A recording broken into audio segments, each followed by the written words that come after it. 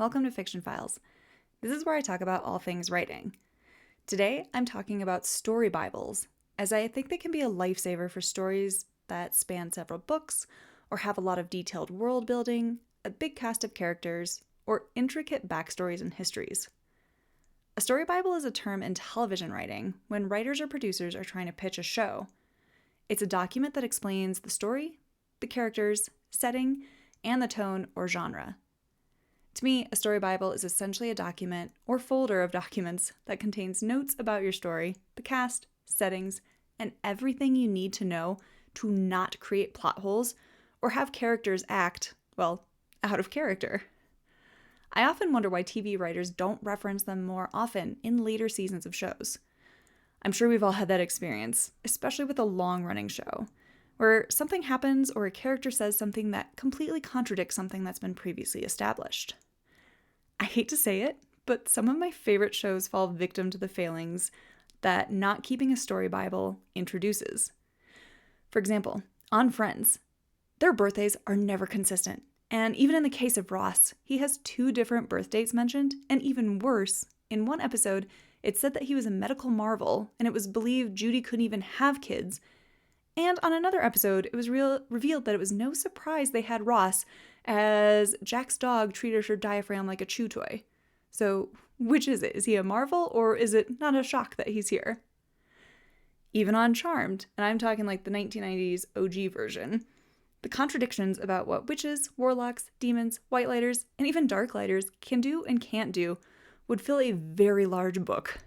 Witches aren't supposed to know about whitelighters, but later do. Whitelighters can only heal people when the elders allow them to, until the plot calls for Leo to heal the broken P3 sign and some plumbing. I'll even say it, Supernatural, another show I absolutely love, tosses out established rules in favor of plot convenience all the time. At first, shapeshifters need time to change their appearance, and it's painful.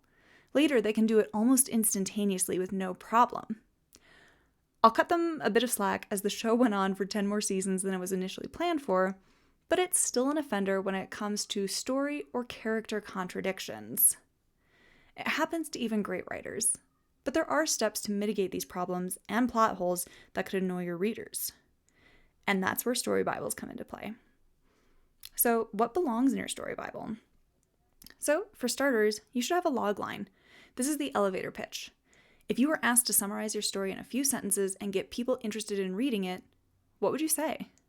I'll often have a log line and rough idea for what I'd want on the back cover copy of my book, just as the ground rules for it.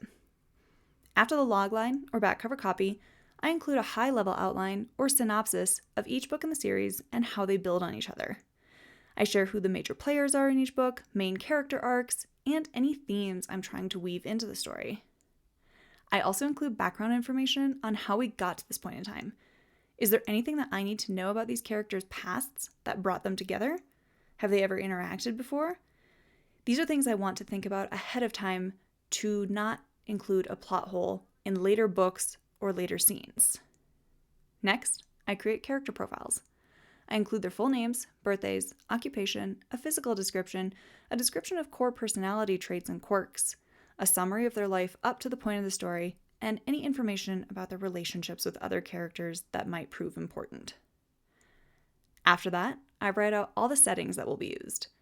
Where are they located? Why are we using this setting? How does this particular setting benefit the story or characters more than another one? How often will we be here? What does it look like? What does it feel like? What does it smell like? Why is it important? Is it part of the family's history that we're staying at this setting? I don't know. I often think about these settings from favorite TV shows. I mean, I bet you can describe them in great detail. Like, I can close my eyes and imagine the manor from Charmed or Frasier Crane's apartment perfectly, and could probably draw a blueprint of them both without ever having been in them. I mean, obviously, they're sets. But the setting plays an important role, and you should know it inside and out before putting characters in it. Then, I create a document that outlines a magic system if my story has one. Or this could be a document outlining any major elements of your story's world, such as the politics or governmental structure, languages used, naming conventions, clothing styles, etc. One of my stories features several types of magical beings, and I have to keep their lore, powers, and limitations straight so I don't contradict something I made work earlier under the same circumstances. I'm going to pick on Charmed again for a second, even though I do love the show. But the writers sometimes had to bend over backwards to force a plot to work when they easily could have used a spell or scryed for something in an episode, but for some reason don't want to go that route, again, forcing a plot to work. It really jumps out to me as a viewer, and it would do the same if I was reading the episode as a scene in a book. Then after that, I create a timeline of events that happened before the story started, main points in time in the story, and a hint at a possible future. This can be an important step, not only to make sure that your timeline of events in the story is possible, but you can quickly reference what's happened before or after a certain scene if you like to write your scenes out of order.